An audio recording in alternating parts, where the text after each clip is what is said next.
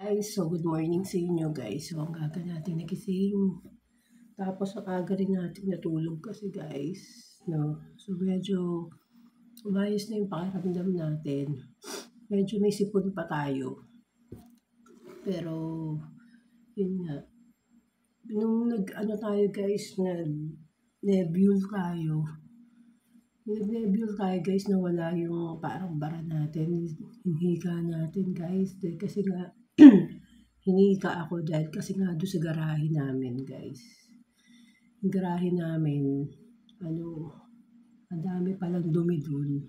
So kahapon ko lang naisipan, guys, na linisin, ng tubig, sabunan, yun. So medyo nalalanghap pala namin yung mga alikabok doon, kaya yun na rin yung nag-trigger ng hika ko. Diba? Tapos yun nga, medyo naambunan tayo noon nung nagpunta tayo ng SNR. Kaya ngayon, yun. Teka lang.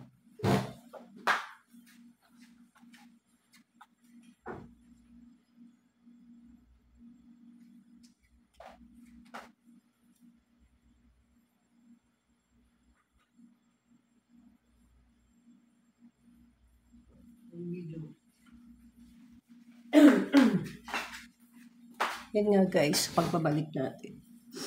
Yun, medyo nabaambunan nga tayo dun sa SNR. Tapos, umuulan nun, di ba? Tapos, nung pag-uwi ko, mga bandang, maaga ako nakauwi guys, siguro 11 lang ganun. 11:30 ng umaga. Aga kasi napunta dun, as in 8:30. Ay, hindi, maaga ako natapos guys, wala pang 11. As in, 10:30 lang o 10 o'clock guys. 10 o'clock. As in 10 o'clock guys, tawag dito, tapos na akong mamili. Imagine niyo, ang bilis ko lang nakapamili. Tapos nung palabas na ako ng SNR,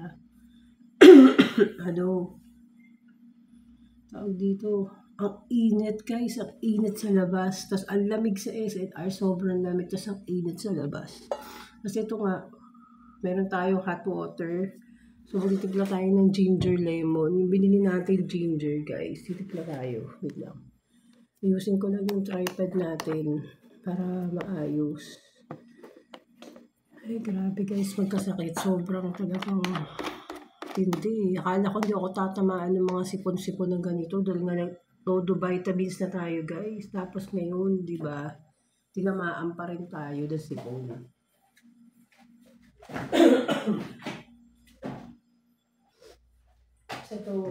So titimpla tayo nito guys, itong ginger, citron.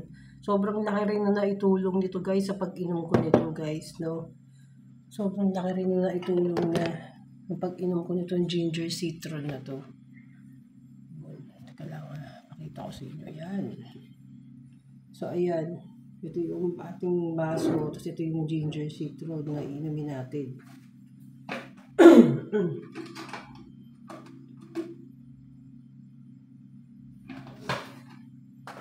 So, buksan natin.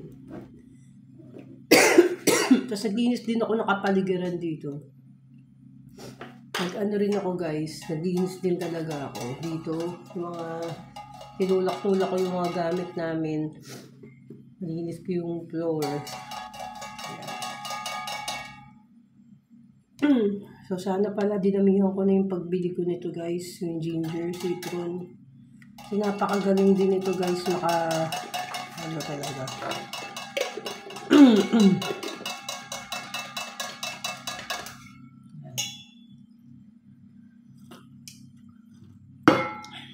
Ang sarap.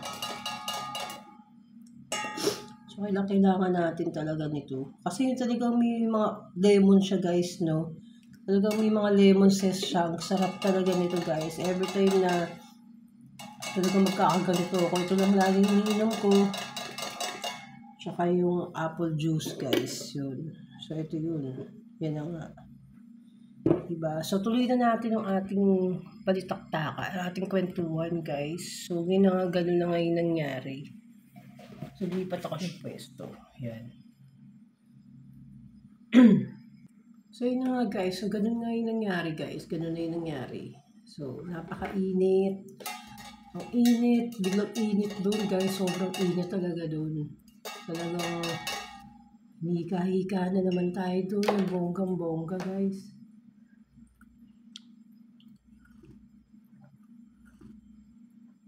Sa init nga, biglang init, di ba? Nasa lamigan ako doon sa SNR, tapos biglang uminit, di ba? So, paano yun? Biglang naiba yung ano natin.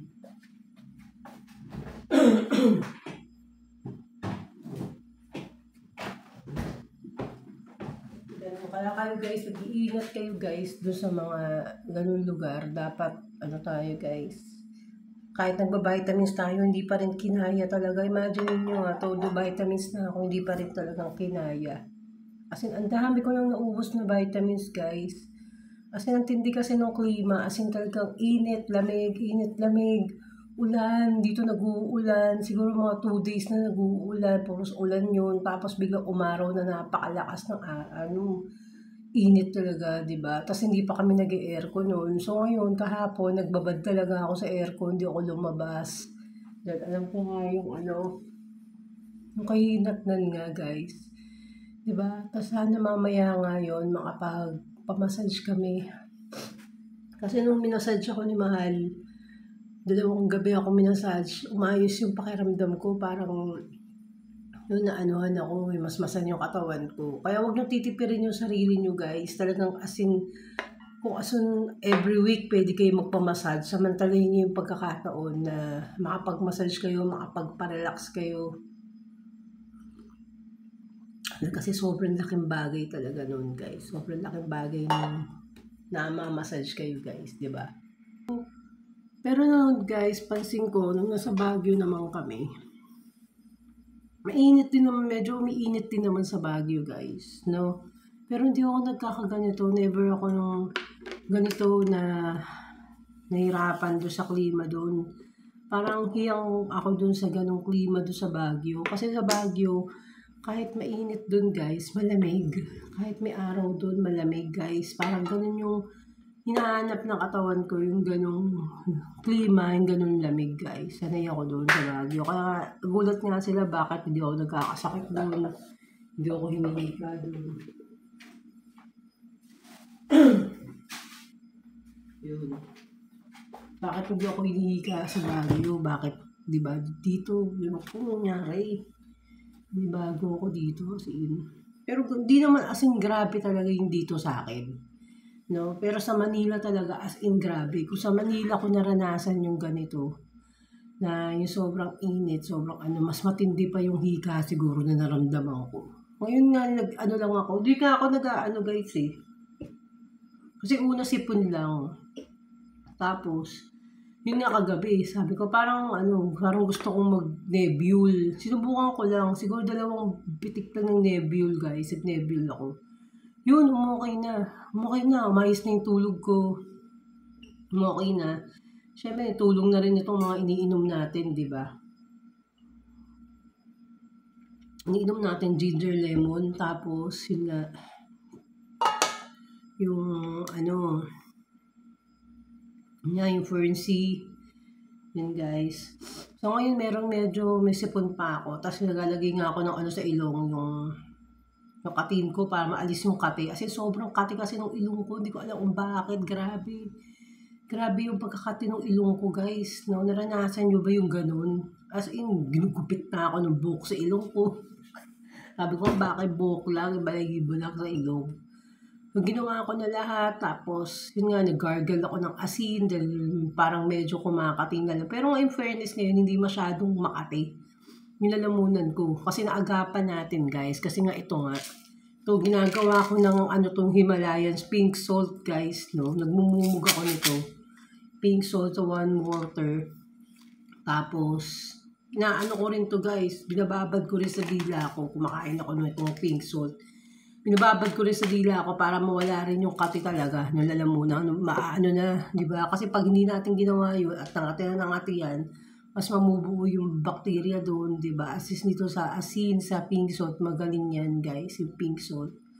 Na pang-alis to sa mga kati ng lalamunan. So, naagapan siya, guys. Kaya hindi ako masyado makapag-video guys, dahil medyo hindi pa tayo okay. So, ngayon, pinipilit lang natin. Tapos, yun nga, sana nga mamaya makapag-pamassage kami sa Vibes kasi kailangan kong pamassage, guys. As in, siguro 1 hour ko yung massage sa akin. Papaano ko talaga yung sakit dito. Yung maga ko kasi maga. Yan, no? Ito, buti na wala na yung maga.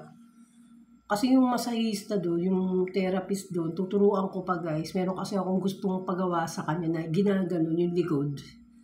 As in, parang hinahagod na gano'n yung likod guys para yung lamig niya maalis, di ba? Medyo tuturuan ko pa siya. Meron kasi akong gustong massage na magawa niya, guys. So, isasample ko muna sa kanya. Kasi ako marunong ako mag-massage, guys. Siyempre sa iba. Sa akin naman, siyempre, di ko kaya yun. Na i-apply sa sarili ko yung pagmamassage na gano'n, di ba? So, yung turuan ko siya mamaya. So, hanggang dito na lang, guys, muna yung aking pagbablog kasi umiinit na. Kailangan ko na doon sa loob ng kwarto. Ayun, makapag-aircon. Sobrang lakas din ng ulan dito kagabi. Grabe guys, as in parang bagyo talaga. Kasi nga, di ba, dito nga tayo sa lugar ng, palaging may bagyo. Ayun, daanan ng mga bagyo. Yun. Hindi naman, kaya yun, kailangan natin mag-ingat guys. So, yun na nga, hanggang dito lang muna ang mga kwento ni Lola Basyang ni Amore Vlogs. Napatay gutom, babu. Don't forget to subscribe.